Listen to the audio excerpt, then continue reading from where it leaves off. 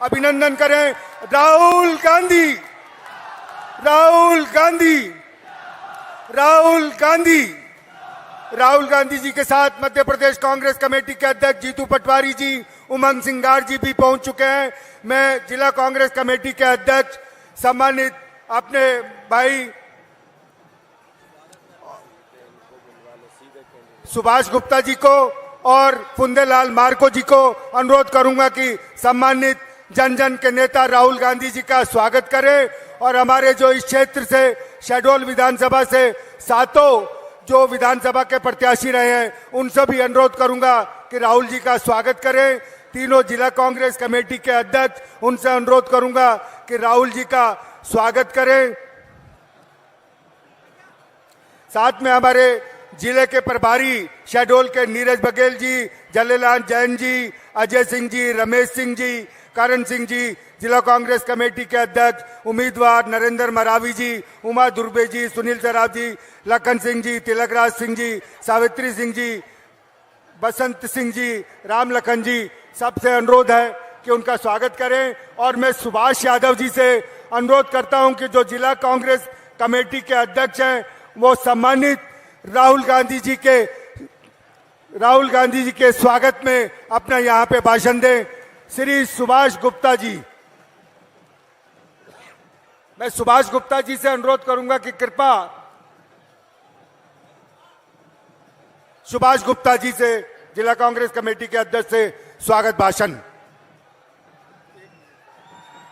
आज शहडोल विराट नगरी में इस देश में अन्याय के खिलाफ आवाज बनने वाले युवाओं के, गरीब तबके के सबसे लोकप्रिय नेता माननीय राहुल गांधी जी का मैं जिला कांग्रेस कमेटी की ओर से हार्दिक हार्दिक स्वागत करता हूं। और मध्य प्रदेश कांग्रेस कमेटी के अध्यक्ष माननीय जीतू पटवारी जी, उमंग सिंगार जी, अजय सिंह, राहुल भैया, संजय कपूर जी, सीपी मित्तल जी, कुणाल कपूर, सभी का मैं और आए हुए सभी आगंतुकों का हृदय से स्वागत करता हूं। धन्यवाद। जय हिंद। मैं इस क्षेत्र से लोकसभा के प्रत्याशी सम्मानित फुंदेलाल मार्को जी से अनुरोध करूंगा कि यहां पे आके संबोधित करें। फुंदेलाल मार्को जी। बोलो नर्मदा मैया की, कांग्रेस पार्टी। शहडोल संसदीय क्षेत्र के इस पावन धरा पर राष्ट्र के हमारे आदरणीय नेता कर्मयोगी माननीय राहुल गांधी जी का हम आप सब पूरे संसदीय क्षेत्र से आए कार्यकर्ताओं का हम हार्दिक अभिनंदन, वंदन और स्वागत करते हैं। मंच में विराजमान सभी आदरणीय नेताओं का मैं बहुत आभार व्यक्त स्वागत करता हूं। मेरे सभी जानदार, शानदार और पूरे संसदीय क्षेत्र से आए सभी माताओं, बहनों, युवा कांग्रेस, सेना शिवाई, सेवा दल, महिला मोर्चा और सभी के आदरणीय कार्यकर्ता साथियों का मैं अभिनंदन, वंदन और स्वागत करता हूं। साथियों, ये चुनाव मुझे आपके कहने से, आपके अनुशंसा पर, आपके परामर्श से मुझे संसदीय क्षेत्र का आपका प्रत्याशी आपने चुना रहा। और मैं आप सबसे निवेदन करता हूं कि आपने मेरे प्रत्याशी बनाए जाने की अनुशंसा आदरणीय आप कार्यकर्ताओं ने, नेताओं ने किया है। इसलिए मैं आप सबको आह्वान करता हूं कि मां नर्मदा की इस पावन धरा जहां से प्रवाही हो रही और आप सब लोग, हम जैसे आप लोगों ने टिकट दिलाने का आपने सिफारिश किया है उसी तरीके से आप अपने अपने बूथ में, अपने अपने पोलिंग में माननीय हमारे सेक्टर प्रभारी, मंडलम प्रभारी और सभी आदरणीय कार्यकर्ता नेताओं से मैं आह्वान करता हूं कि हम आप सब मिलकर के और अपने पूल बूथ को जीतेंगे, हम चुनाव जीतेंगे।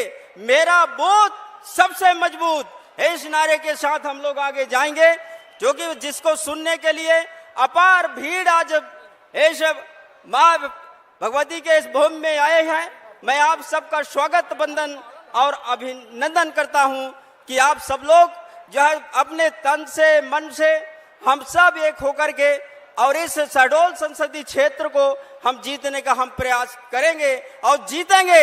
यह मैं आपको सबको प्रयास करता हूं। यह जीत हमारे कांग्रेस का जीत है, यह जीत माननीय राहुल गांधी का जीत है, यह जीत एक एक कार्यकर्ता का जीत है, हमारे मंडलम सेक्टर और के सभी कार्यकर्ताओं का जीत है, बीएलए और हमारे पोलिंग में लड़ रहे सभी साथियों का हमारा ये जीत है। इसलिए मैं आप सब लोगों से चाहता हूं कि हम आप सब मिलकर के आने वाले 19 तारीख को जो वोटिंग होगा उसमें आप जो है पंजा चुनाव चिन्ह पर अपन बटन दबा करके भारी मतों से विजयी बनाएंगे, ऐसा मैं आप सबसे अनुरोध करता हूं। जय हिंद, जय भारत, धन्यवाद। धन्यवाद फुंदेलाल जी। मैं उमंग सिंगार जी से अनुरोध करूंगा कि यहाँ पे आके संबोधित करें। भाई उमंग सिंगार जी।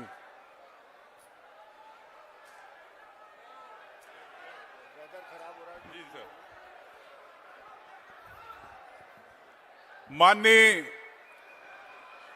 हमारे राष्ट्रीय नेता राहुल गांधी जी, माननीय जीतू पटवारी जी प्रदेश अध्यक्ष, माननीय अरुण यादव जी, माननीय अजय सिंह जी, माननीय सभी विधायक साथी, माननीय पूर्व विधायक, सम्मानित मंच, तो सम्मानित कांग्रेस के दूर दूर से पधारे साथियों, कार्यकर्ता, इस क्षेत्र की जनता, मैं आप सब राहुल गांधी जी को सुनना चाहते हैं और ज्यादा समय नहीं लूंगा। बस इतना कहना चाहता हूं कि जो मोहन यादव सरकार है, जो शिवराज सिंह और मोहन यादव की आपस में कबड्डी चल रही है, एक दूसरे के खिलाफ जांच कराने में लग गए। मोहन यादव जी, जो आप जानते हैं कि उज्जैन में किस प्रकार से बड़े भूमि घोटालों में संलिप्त है और वो प्रदेश की जनता में एक भू माफिया, शराब माफिया, रेत माफिया तो किस प्रकार से संरक्षण दे रहे हैं। आदिवासियों पे अत्याचार हो रहे, उन आदिवासियों पे कोई बात नहीं की जाती। महिलाओं को लेके हमारे प्रदेश के अंदर जो वादे किए गए 3,000 रुपए देने का, भारतीय जनता पार्टी ने आज तक नहीं मिला महिलाओं को। बेरोजगारों की बात है, पटवारी परीक्षा का घोटाला आप देख चुके हैं, व्यापम का घोटाला आपने देखा, तो युवा भटक रहे। मोदी जी 2 करोड़ नौकरी की बात करते, 2 करोड़ युवाओं को नौकरी नहीं मिली। तो मैं आपसे कहना चाहता हूं कि ये देश का चुनाव बहुत महत्वपूर्ण चुनाव है। युवाओं का, महिलाओं का, आम जनता के अधिकारों का, जिनकी आवाज को बंद किया जा रहा, रोका जा रहा है। आप सबसे मेरा अनुरोध है कि फुंदेलाल जी मार्को, जो एक अच्छे मेरे साथी विधानसभा में अच्छे वक्ता भी है, अच्छे लड़ाकू है, लड़ने वाले हैं, इनको आप दिल्ली भेजे और राहुल गांधी जी के हाथ मजबूत करें। ये मैं आपको विश्वास दिलाता हूं कि आपके शहडोल का भविष्य राहुल गांधी जी आने वाले समय में जो यहाँ पलायन होता है, उस पलायन को रोक के आपके युवाओं के लिए नौकरी की बात की जाएगी। ये मैं पार्टी की तरफ से विश्वास दिलाता हूं। जय हिंद, जय भारत। धन्यवाद उमंग जी। मैं मध्य प्रदेश कांग्रेस कमेटी के हमारे जाबाज युवा अध्यक्ष भाई जीतू पटवारी जी से अनुरोध करूंगा कि क्योंकि यहां पे आके संबोधित करें। भाई जीतू पटवारी जी। भारत माता की। एक बार एक साथ जितने भी ये झंडे लेके हमारे परिवार के साथी खड़े हैं, भारत माता की। साथियों, ये वो प्राचीन नगरी है, वो स्थान है जो प्राचीन काल में, महाभारत काल में, जब मवेशियों को पानी की दिक्कत आई थी तो अर्जुन ने तीर से पानी निकाला था। वैसे ही आपका भरोसा बने फुंदेलाल मार्को पे, आपके वोट तीर जैसा हाथ के पंजे पे लगे और सीधा फुंदेलाल जी दिल्ली जाए, राहुल जी के साथ काम करें। ऐसा मैं आप सबसे प्रार्थना करता हूं, जरा जोरदार तालियों से इस नगरी पर राहुल गांधी जी का स्वागत करें। साथियों, मंच पर विराजित तमाम सम्मानित नेतागण, यहां उपस्थित सभी परिवार के साथीगण, हमारी बहनें, यूथ कांग्रेस, महिला कांग्रेस, कांग्रेस पार्टी, सभी पदाधिकारीगण, 2014 में चुनाव हुए, नरेंद्र मोदी जी ने जो बातें की थी वो काले धन की बात हो, बहुत हुई महंगाई की मार, अब की बार मोदी सरकार याद है नहीं है आपको? नरेंद्र मोदी जी ने कहा था 2 करोड़ रोजगार का, स्विस बैंक का, काले धन का, 15-15 लाख का, ये बातें याद है या नहीं है? क्या हुआ 10 साल में? 10 साल में स्विस बैंक की लिस्ट नहीं आई, एसबीआई की लिस्ट आ गई, जिसमें सारा काला धन भारतीय जनता पार्टी के खातों में निकला, कांग्रेस पार्टी के खातों में नहीं निकला। सही है कि गलत? साथियों, राहुल गांधी जी ने 4000 किलोमीटर पैदल चले, 6700 किलोमीटर फिर दूसरी यात्रा निकाली, देश के तमाम किसानों से बात की, महिलाओं से बात की, युवाओं से बात की, आम आदमी से बात की, श्रमिकों से की, ट्रक ड्राइवरों से की, और सबसे बात कर करके जो सार निकला वो हमारा वचन पत्र, न्याय पत्र, 5 न्याय के सिद्धांत पर कांग्रेस पार्टी ने अपनी भावना देश के सामने रखी है। साथियों, जब बहुत हुई महंगाई की मार, अब की बार मोदी सरकार, पेट्रोल था 60 का, दाढ़ी वाले बाबा ने कहा 30 का करवा दूंगा, हो गया 110 का। सही है कि गलत? नरेंद्र मोदी जी ने कहा था स्विस बैंक में पैसा है, काला धन, मुफ्त में 15-15 लाख सबके पास जाएगा, उसमें कांग्रेसियों का है, ये भी बोलते थे इनडायरेक्ट भारतीय जनता पार्टी के लोग। 10 साल में कुछ नहीं निकला। जो काला धन था वो नरेंद्र मोदी जी और भारतीय जनता पार्टी में खाते में निकला। हमारे प्रधानमंत्री कहते हैं करप्शन के अगेंस्ट 2 टर्म में तो सिर्फ ट्रेलर है, ट्रेलर, अभी फिल्म बाकी है। ट्रेलर में करप्शन के अगेंस्ट 140 नेताओं पर ईडी की और सीबीआई की जांच हुई, 121 बीजेपी में कर लिए। ये उनका ट्रेलर है, ध्यान रखो देशवासियों, प्रदेशवासियों। उन्होंने कहा देश के सामने कि मैं करप्शन के अगेंस्ट कहीं कुछ बर्दाश्त नहीं करूंगा। हमारे मुख्यमंत्री, पूर्व मुख्यमंत्री शिवराज सिंह चौहान 20 साल से यह मुख्यमंत्री थे, 126 आईएएस आईपीएस नेताओं के खिलाफ लोकायुक्त की जांच हुई। हमारी सरकार ने उन पर मुकदमे लगाने की अनुमति नहीं दी। देश के प्रधानमंत्री को यह करप्शन के अगेंस्ट लड़ाई नहीं दिखती। व्यापम जैसा कांड हुआ, 50 लोग मर गए, कई लोग जेल चले गए, बच्चे चले गए, अभिभावक चले गए, पर हमारे देश के प्रधानमंत्री को यह करप्शन नहीं दिखता है। हमारे देश के प्रधानमंत्री को अभी 4 दिन पहले शिवराज जी और पुराने सीएस के खिलाफ लोकायुक्त की जांच की अनुमति सरकार से मांगी गई, पर यह अनुमति सरकार नहीं देती है। प्रधानमंत्री की ईडी को नहीं दिखती है, सीबीआई को नहीं दिखता है। ऐसा 2 आंखों से करप्शन की लड़ाई लड़ रहे हैं देश के प्रधानमंत्री। इस बार एकजुट होके जो परिवार के लोग, जो बहनें, जो किसान 5 न्याय की भावना को समर्थन करते हैं। एक युवा बच्चा जिसने ग्रेजुएशन किया, उसको 1 लाख रुपए की पक्की नौकरी, जिसमें सबसे महत्वपूर्ण 8,500 रुपया पर मंथ उसके घर में जाएगा। यह राहुल गांधी जी का निर्णय है। मैं आप सबसे अनुरोध करता हूं, शहडोल की सीट लगातार भारतीय जनता पार्टी के खाते में जा रही है। जो आपकी सांसद है, पिछले 5 साल में किसी के एक गांव में गई? बोल के बताओ, गई क्या? जब वो किसी के मैयत में, मौत में गई, अरे किसी की ब्याह शादी में आई, तो फिर वोट बनता है क्या? 2023 के चुनाव में अभी नरेंद्र मोदी की गारंटी थी 5, एक थी धान का दाम 3100 हो गया क्या? तो फिर धान का दाम 3100 नहीं हुआ, तो फिर वोट बीजेपी को बनता है क्या? तो याद रखो, उन्होंने कहा था अभी बहनों को 3000 रुपया देने की, बहनों को 3000 रुपया मिलने लगे क्या? फिर वोट बनता है क्या? ऐसे ही 450 के सिलेंडर की बात थी, 2700 के गेहूं की बात थी, एक गारंटी पूरी नहीं। मोदी जी जो बोले झूठ बोले, 14 में भी बोले और 23 में भी बोले। 10 साल से सिर्फ गुमराह, भ्रम, झूठ, पाखंड और देश को दूसरे रास्ते पे ले जाने की बात।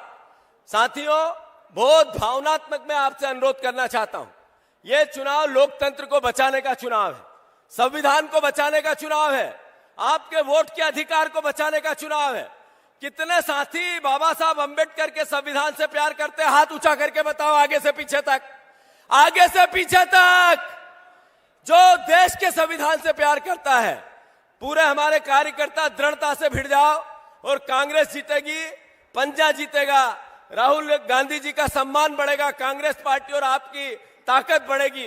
यही आपसे अनुरोध है। धन्यवाद। भारत माता की जय। धन्यवाद जीतू जी। हमारे जन जन के नेता राहुल गांधी जी आप सबको संबोधित करेंगे। मैं सबसे अनुरोध करूंगा कि नारे लगाएंगे, राहुल गांधी, राहुल गांधी, राहुल गांधी, राहुल गांधी, राहुल गांधी।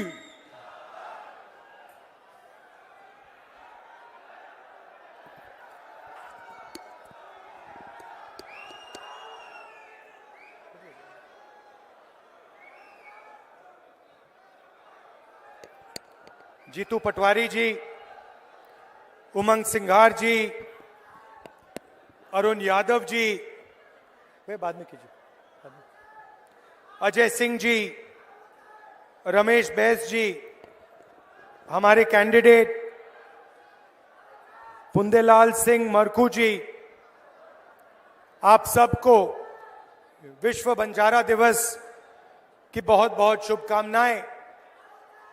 हमारे प्यारे कार्यकर्ता भाइयों और बहनों, प्रेस के हमारे मित्रों, आप सबका यहां बहुत बहुत स्वागत। आप दूर दूर से आए, इसके लिए शुरुआत में ही मैं आपका दिल से धन्यवाद करता हूं।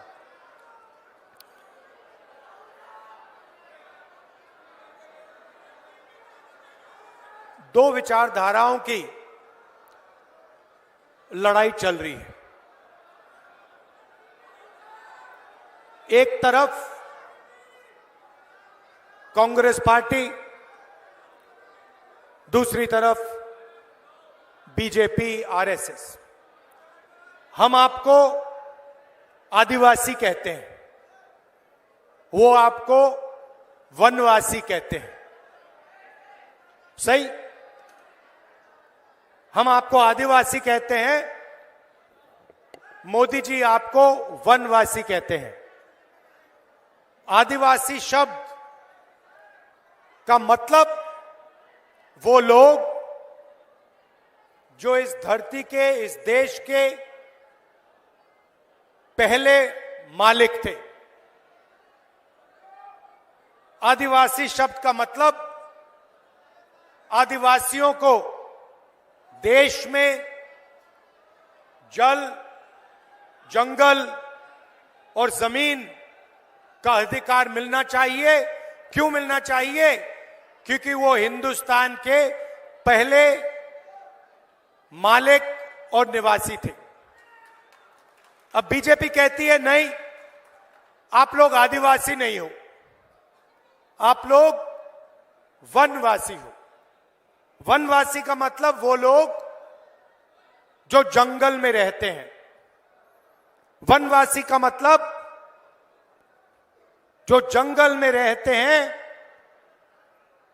उन्हें ना जमीन का हक है, ना जंगल का हक है, ना जल का हक है। उन्हें कोई अधिकार नहीं मिलने चाहिए। क्यों? क्योंकि वो तो जंगल में रहते हैं।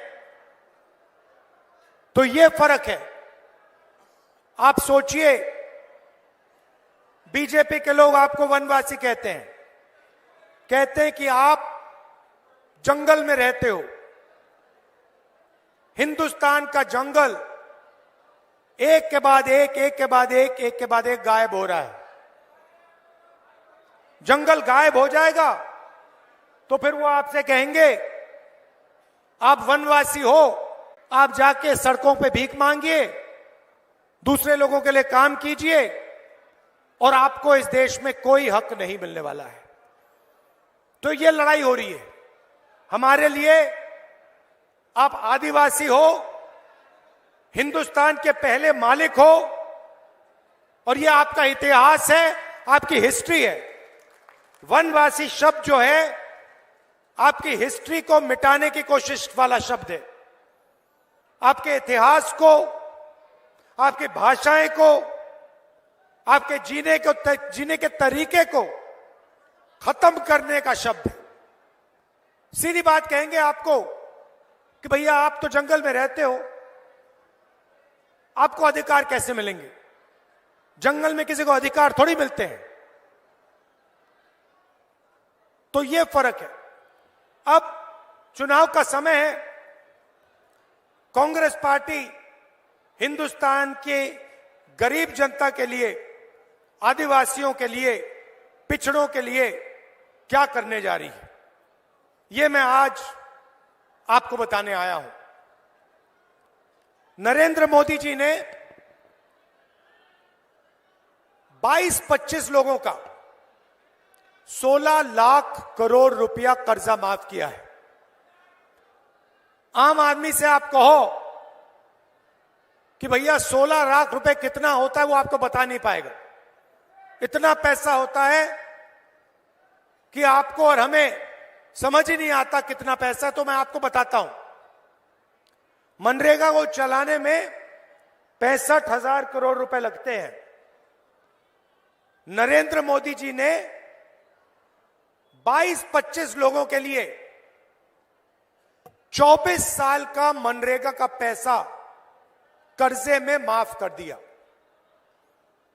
हिंदुस्तान के गरीब लोग कर्जा माफी मांगते हैं,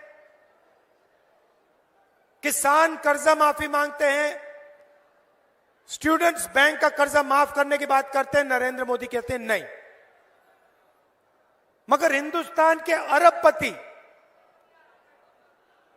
जिनके पास सब कुछ है, उनके लिए नरेंद्र मोदी जी ने 24 साल का मनरेगा माफ किया। आज की हालत में आपको बताता हूं, हिंदुस्तान में 22 लोग ऐसे हैं जिनके पास उतना ही धन है जितना हिंदुस्तान के 70 करोड़ लोगों के पास है।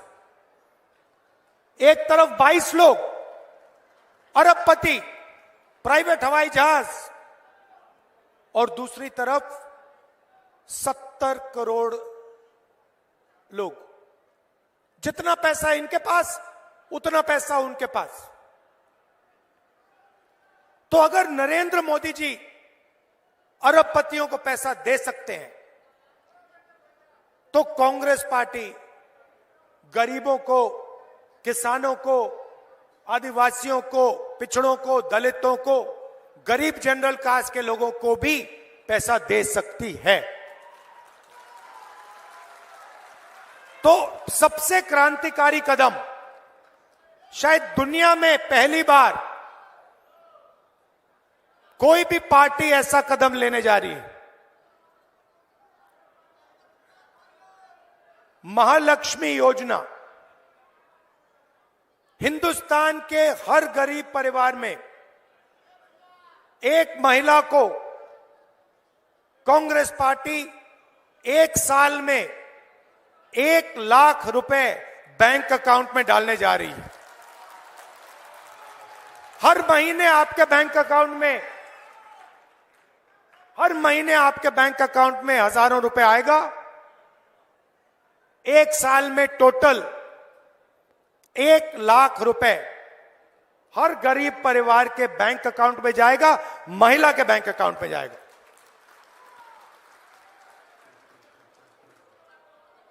इससे हिंदुस्तान का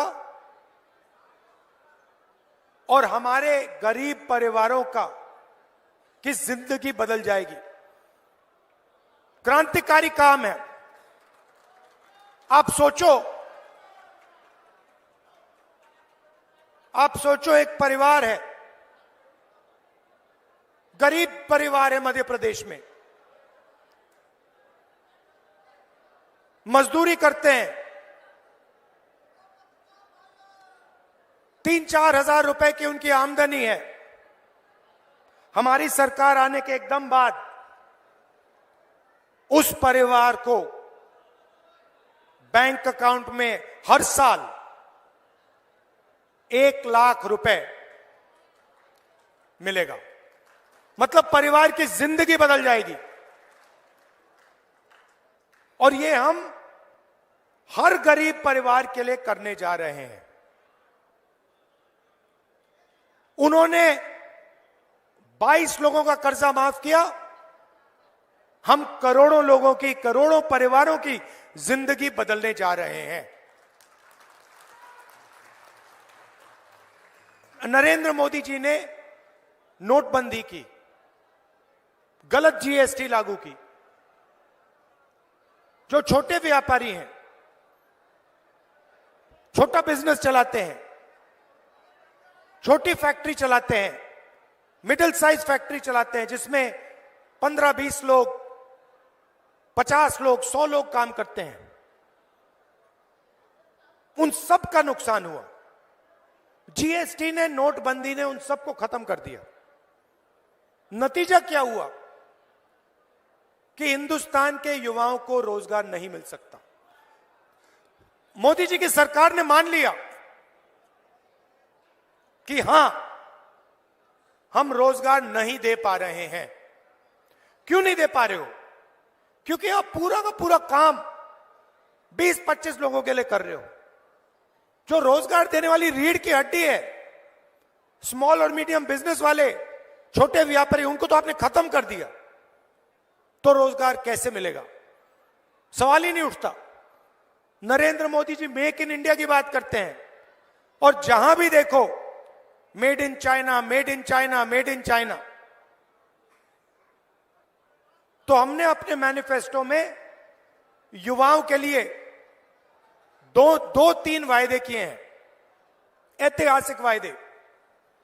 सबसे पहले मैं आपको बताना चाहता हूं, आज हिंदुस्तान की सरकार के पास 30 लाख सरकारी वैकेंसीज हैं। खाली पोस्ट पड़ी हुई है 30 लाख खाली।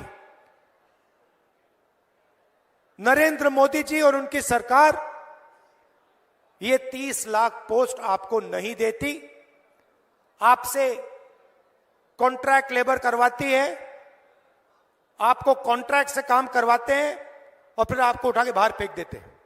परमानेंट नौकरी आपको नहीं देते हैं। तो हमारा पहला कदम, ये जो 30 लाख नौकरियां हैं, सरकारी नौकरियां हैं, जैसे ही हमारी सरकार बनेगी, ये नौकरियां हम आपके हवाले कर देंगे, आपको दे देंगे।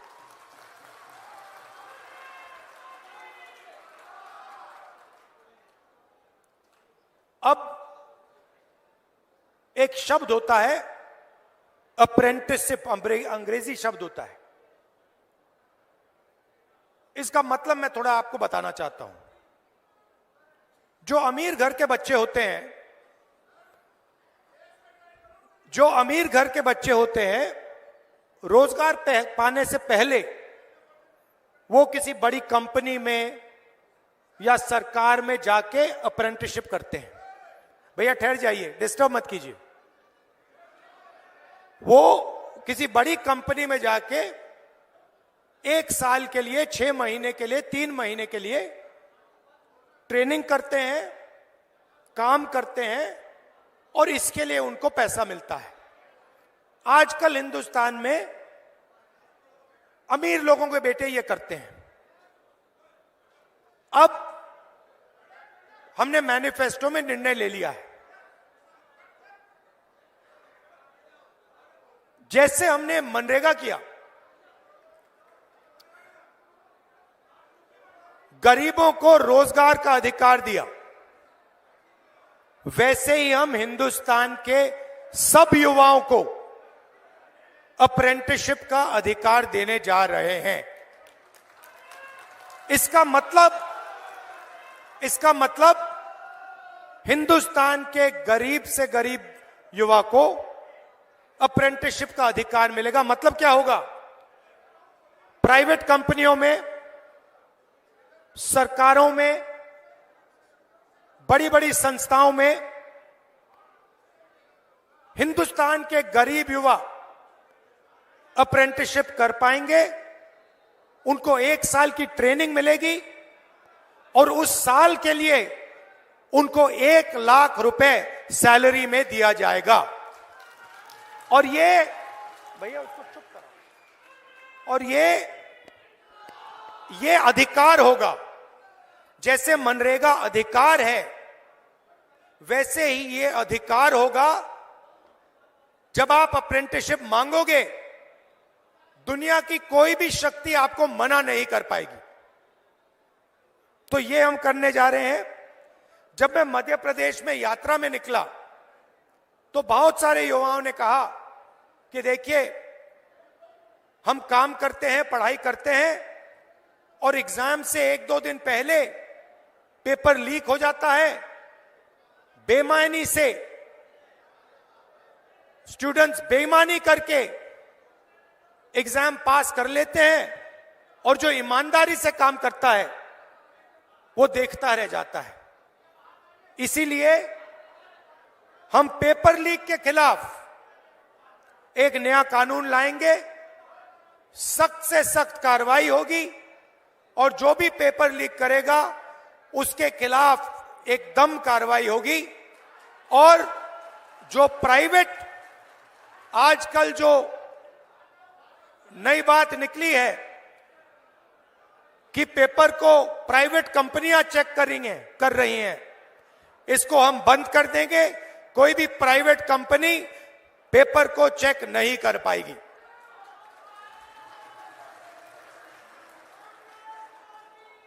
भाइयों और बहनों,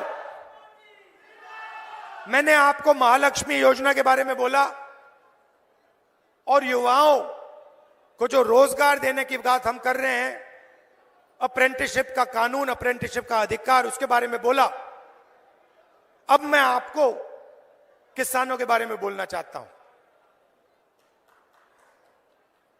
नरेंद्र मोदी जी किसान विरोधी कानून लाए और देश के सारे किसान उस कानून के खिलाफ खड़े हो गए। पंजाब, हरियाणा, मध्य प्रदेश, कर्नाटक, महाराष्ट्र, हर प्रदेश के किसान खड़े हो गए। उन्होंने कानून को रद्द करवाया। नरेंद्र मोदी अरबपतियों का कर्जा माफ कर देते हैं, मगर किसानों का ना कर्जा माफ होता है, ना किसानों को सही दाम मिलता है। किसान कोई फ्री गिफ्ट नहीं मांग रहा है, किसान कोई तोहफा नहीं मांग रहा है। किसान सिर्फ यह कह रहा है कि अगर अरबपतियों का कर्जा माफ हो सकता है तो हमारा भी कर्जा माफ होना चाहिए। और अगर बड़ी बड़ी कंपनियों को उनके प्रोडक्ट्स के लिए सही दाम मिल सकता है तो हिंदुस्तान के किसान को भी सही दाम मिलना चाहिए।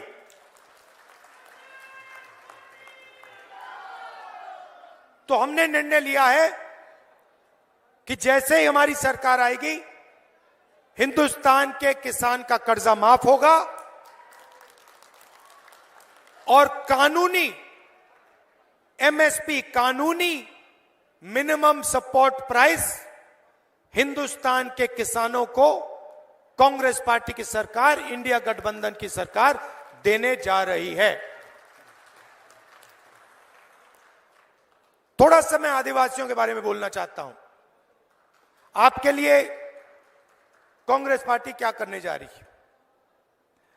सबसे पहले जो भी आपकी जमीन की क्लेम्स हैं, फॉरेस्ट राइट एक्ट के मुताबिक जो भी जमीन पर आपका हक बनता है, उन सब क्लेम्स को हम 1 साल के अंदर सेटल करवा देंगे।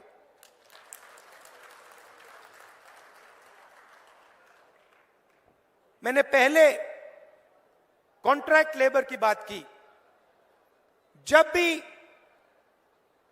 गरीब लोगों के रोजगार की बात होती है, चाहे वो आदिवासी हो, दलित हो, पिछड़े हो, जनरल कास्ट के गरीब लोग हों, तो उनको कॉन्ट्रैक्ट बेसिस पे रखा जाता है, उनको परमानेंट नहीं किया जाता। किसी प्राइवेट कंपनी में कोई मैनेजर रखा जाता है तो उसे परमानेंट जॉब दी जाती है। आईएएस अफसर को परमानेंट जॉब दी जाती है, मगर गरीब लोगों को कॉन्ट्रैक्ट बेसिस पे जॉब दी जाती है। ठेकेदारी से जॉब दी जाती है और जब भी उसको हटाने की जरूरत होती है 1 मिनट में बिना कोई कॉम्पनसेशन उसको उठा के बाहर फेंक देते हैं। यह जो ठेकेदारी प्रथा है इसको कांग्रेस पार्टी की सरकार खत्म करने जा रही है। सरकार में और पब्लिक सेक्टर यूनिट्स में ठेकेदारी प्रथा हम बंद करेंगे और जिसको भी नौकरी मिलेगी वो परमानेंट नौकरी होगी, वो सरकारी नौकरी होगी और वो किसी ठेकेदार के थ्रू नौकरी नहीं होगी। इससे आदिवासियों को, दलितों को, पिछड़ों को, गरीब जनरल कास्ट के लोगों को फायदा होने जा रहा है।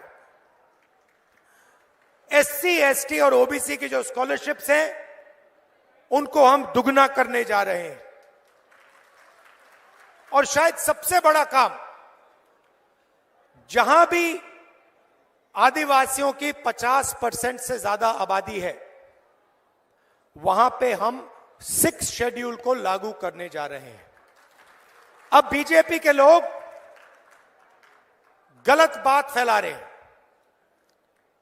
कह रहे हैं कि 6 शेड्यूल के माध्यम से बाकी लोगों को नुकसान होगा। यह बिल्कुल गलत है। 6 शेड्यूल का मतलब कि डिस्ट्रिक्ट कलेक्टर नहीं चलाएगा, लोकल लेवल पे कमेटी चलाएगी। उस कमेटी में आदिवासी होंगे, ओबीसी होंगे, दलित होंगे, जनरल कास्ट के लोग होंगे। तो ओबीसी को, दलित को नुकसान नहीं होगा, किसी को नुकसान नहीं होगा। सिर्फ यह बात होगी कि आपका जो लोकल एरिया है आप लोग उसको लोकली चलाओगे, पंचायत के लेवल से चलाओगे, वार्ड के लेवल से चलाओगे और ऊपर से दिल्ली से या डिस्ट्रिक्ट कलेक्टर के ऑफिस से वो नहीं चलाया जाएगा। यह फर्क है।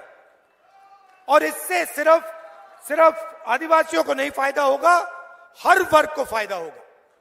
तो ये हम उन डिस्ट्रिक्ट्स में करने जा रहे हैं जहां भी आदिवासियों की आबादी 50% से ज्यादा है और इससे ना किसी ओबीसी का नुकसान होगा, ना किसी गरीब जनरल कास्ट का नुकसान होगा। इससे सिर्फ यह फर्क पड़ेगा कि डिस्ट्रिक्ट कलेक्टर नहीं चलाएगा, लोकल एरिया से ये आपका पूरा का पूरा काम किया जाएगा। तो आपको डिस्ट्रिक्ट कलेक्टर के पास नहीं जाना पड़ेगा, आप गांव से, छोटे छोटे कस्बों से ही अपनी सरकार को चलाओगे। यह फर्क है।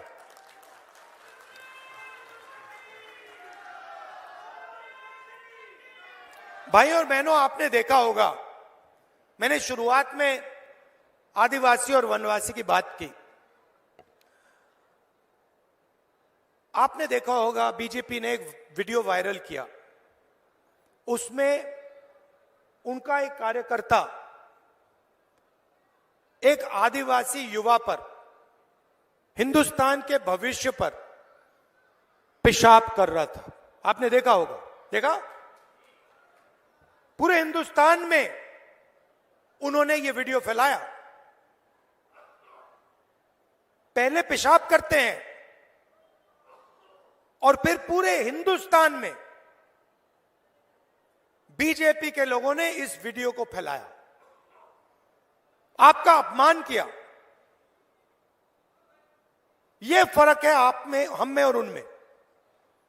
हम आपको अपना हक देने की बात करते हैं, आपके युवाओं को स्कूल, कॉलेज, यूनिवर्सिटी में डालने की बात करते हैं, आपको सरकारों में शामिल करने की बात करते हैं और उनके कार्यकर्ता आपके बच्चों पर पेशाब करते हैं।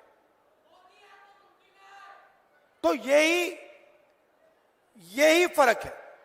अब आखिरी बात, सबसे बड़ी बात, देश में 8% आदिवासी हैं,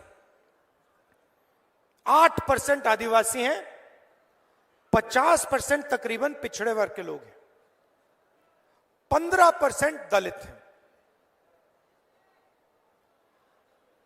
आप हिंदुस्तान की सबसे बड़ी कंपनियों की लिस्ट निकालो, 200 सबसे बड़ी कंपनियों की लिस्ट निकालो, उनके मालिकों के नाम की लिस्ट निकालो। इन कंपनियों में आपको एक आदिवासी नहीं मिलेगा, एक दलित नहीं मिलेगा, एक पिछड़ा नहीं मिलेगा। ये हमारे मीडिया के कैमरा लिए लोग खड़े हैं, इनके मालिकों में आपको एक आदिवासी नहीं मिलेगा, एक दलित नहीं मिलेगा, एक पिछड़ा नहीं मिलेगा, एक गरीब नहीं मिलेगा। इसीलिए ये आपकी बात नहीं करते, इसीलिए कभी भी ये किसानों की बात नहीं करेंगे, मजदूरों की बात नहीं करेंगे, कॉन्ट्रैक्ट लेबर की बात नहीं करेंगे। 16 लाख करोड़ रुपए जो नरेंद्र मोदी ने माफ किया वो कभी नहीं करेंगे, क्योंकि ये आपका औजार है ही नहीं। ये अरबपतियों का औजार है, ये अदानी का औजार है, ये आपका नहीं। तो हिंदुस्तान की संस्थाओं में अगर आप देखें, हिंदुस्तान के प्राइवेट अस्पतालों को देखिए, प्राइवेट कॉलेज, प्राइवेट यूनिवर्सिटी को देखिए, बड़ी बड़ी कंपनियों को देखिए, आपको उनमें ना एक आदिवासी मिलेगा, ना एक पिछड़ा मिलेगा, ना एक दलित मिलेगा, गरीब जनरल कास्ट का भी नहीं मिलेगा। हिंदुस्तान की सरकार 90 लोग चलाते हैं, आईएएस अफसर हैं, दिल्ली में बैठते हैं, पूरा बजट वो बांटते हैं।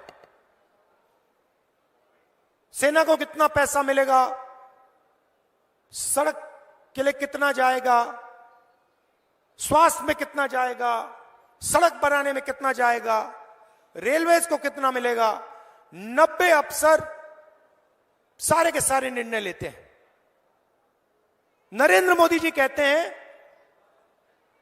कि ओबीसी सरकार चला रहा हूं, नरेंद्र मोदी जी कहते हैं कि आदिवासियों की रक्षा करता हूं।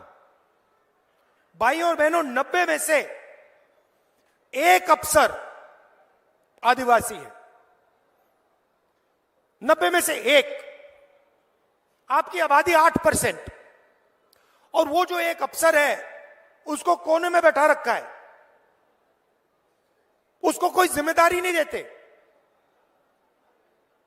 बात समझनी है तो मैं बताता हूं। अगर हिंदुस्तान की सरकार 100 रुपए खर्च करती है तो आदिवासी अफसर 10 पैसे का निर्णय लेता है। पिछड़े अफसर 100 रुपए में से 5 रुपए का निर्णय लेते हैं।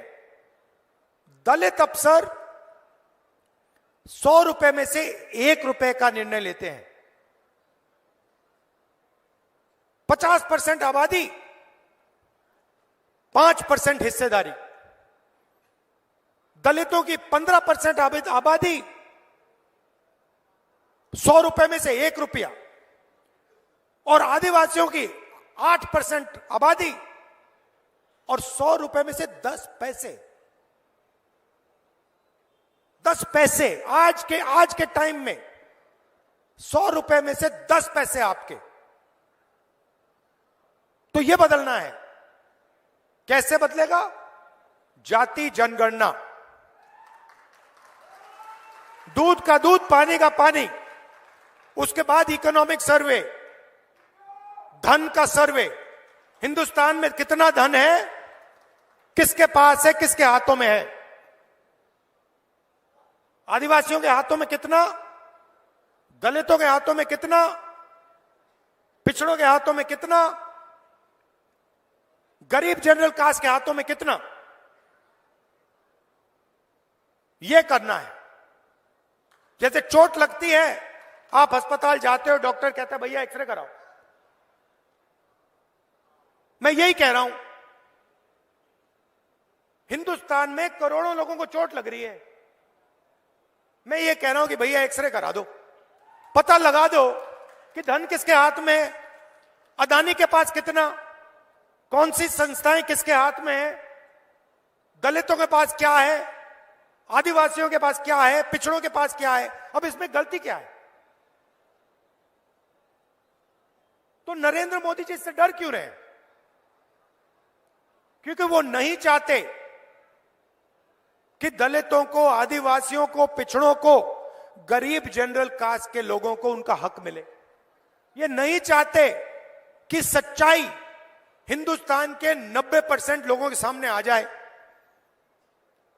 कि इन संस्थाओं में आपका तो कोई है ही नहीं, इन बड़ी बड़ी कंपनियों में आपका कोई है ही नहीं, और जो पहले आपके पास था, जिसको हम पब्लिक सेक्टर कहते थे, जहां आपको परमानेंट जॉब मिलता था, उसको एक के बाद एक, एक के बाद एक, एक के बाद एक प्राइवेटाइज कर रहे हैं। सारे के सारे PHU अदानी जी को पकड़ाते जा रहे हैं। पहले गरीब लोग सेना में जाते थे, पेंशन मिलती थी, शहीद का दर्ज मिलता था, कैंटीन मिलती थी। अब इन्होंने कहा नहीं भैया, अब तो हम अग्निवीर बना रहे हैं। 4 युवाओं को लेंगे, 6 महीने की ट्रेनिंग देंगे, वो चाइना वाला सैनिक 5 साल की ट्रेनिंग ले आएगा, नतीजा आप समझ जाओ। और फिर जब हमारा लड़का शहीद होगा, उससे कहेंगे भैया आपको शहीद का दर्जा नहीं मिलेगा, आप तो अग्निवीर हो। ना उसको कैंटीन मिलेगी अग्निवीर को, ना उसे पेंशन मिलेगी, मगर जिसके साथ वो लड़ेगा उसके सामने वो कहेगा भैया तुम्हें तो पेंशन नहीं मिलती, तुम्हें तो कैंटीन नहीं मिलती, तुम्हें तो शहीद का दर्जा नहीं मिलेगा। मुझे तो कैंटीन भी मिल रही है, मुझे पेंशन भी मिलेगी, मुझे शहीद का दर्जा भी मिलेगा। तो मैं आपको साफ बता दे रहा हूं, जैसे ही हमारी सरकार आएगी, ये अग्निवीर योजना है, इसको हम रद्द कर देंगे, खत्म कर देंगे, उड़ा देंगे इसको। और मजे की बात सुनिए, ये अग्निवीर योजना आर्मी को भी अच्छी नहीं लगती। ये अगर आप सेना से पूछें कि आप अग्निवीर को चाहते हो, सेना ही आपको कहेगी नहीं हमें नहीं चाहिए, इससे हमारा नुकसान हो रहा है, इससे देश का नुकसान हो रहा है। अग्निवीर योजना प्राइम मिनिस्टर ने बनवाई है, प्राइम मिनिस्टर ऑफिस से निर्णय लिया गया है कि अग्निवीर योजना होनी चाहिए। सेना इसके खिलाफ है। अगर सेना चाहती तो मैं स्टेज से कभी नहीं कहता कि हम अग्निवीर को रद्द कर देंगे। सेना चाहती है कि अग्निवीर रद्द हो, और इसीलिए हम अग्निवीर को रद्द करने जा रहे हैं। आप सबका दिल से बहुत बहुत धन्यवाद। नमस्कार, जय हिंद।